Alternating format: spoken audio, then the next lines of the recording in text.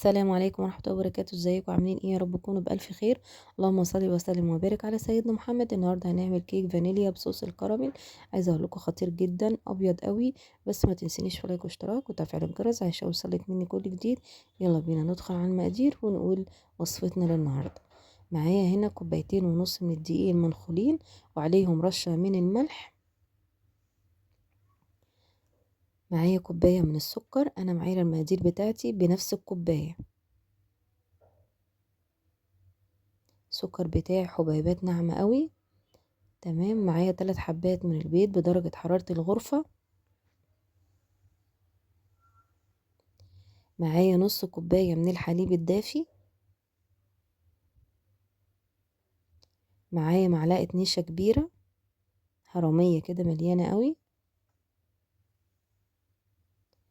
معايا كوباية الا ربع من الزيت. تقدري تعملي ميكس ما بين الزبدة والزيت، مفيش اي مشكلة. معايا كيس كيك شيف.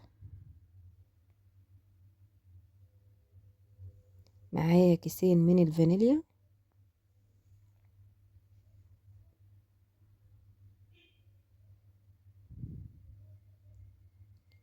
معايا هنا هستخدم المضرب الكهرباء. تقدري تستخدمي شفشة الخلاط او المضرب اليدوي، مفيش اي مشكلة. هتحطي السوائل الاول لوحدهم في شفشة الخلاط وتنزلي بيهم على المواد الجافة بتاعتك.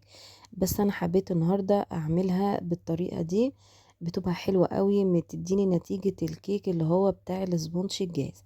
فحبيت ان انا احط المكونات كلها مع بعض واعملهم مرة واحدة.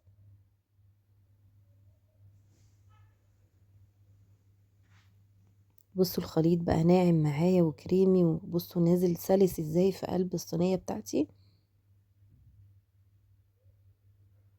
الكيك بالطريقة دي مش هيطلع مفرول مفرول معاكي ولا اي حاجة خالص، هيطلع ناعم ولونه فاتح جدا. هنا انا معايا صوص كراميل انا عاملاه في البيت، حط عليه شوية مكسرات، جوز هند على سوداني مجروش.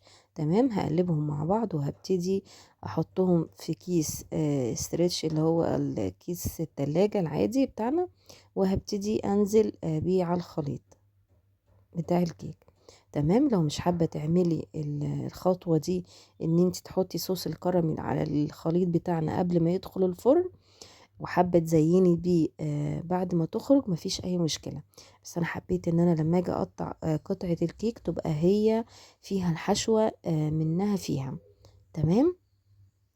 وفعلا بجد كانت طعمها حلو قوي. كمان مقدار الكيك كان مظبوط جدا، هش جدا، حلو قوي، هيعجبكم.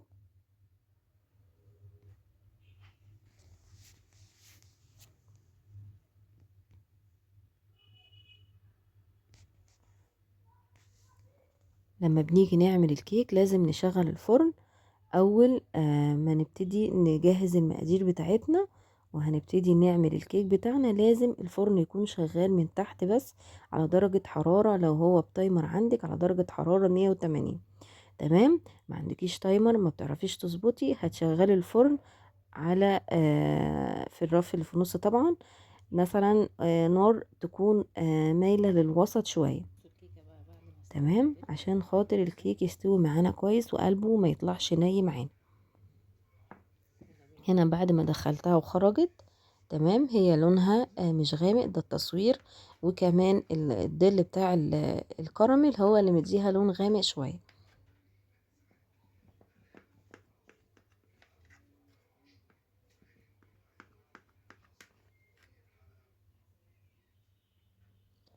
بصوا الكيك بتاعي، بصوا فاتح قوي ازاي، جميل جدا، هشة مفهوش فراغات كتير اللي بتخلي الكيكة مفرولة.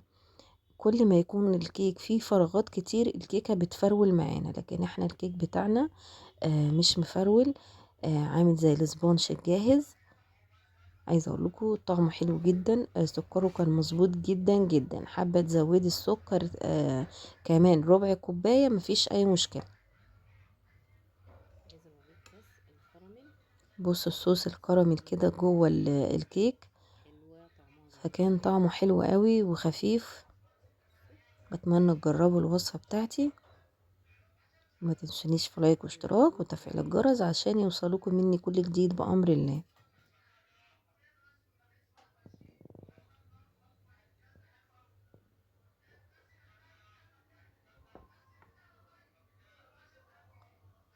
والسلام عليكم ورحمة الله وبركاته.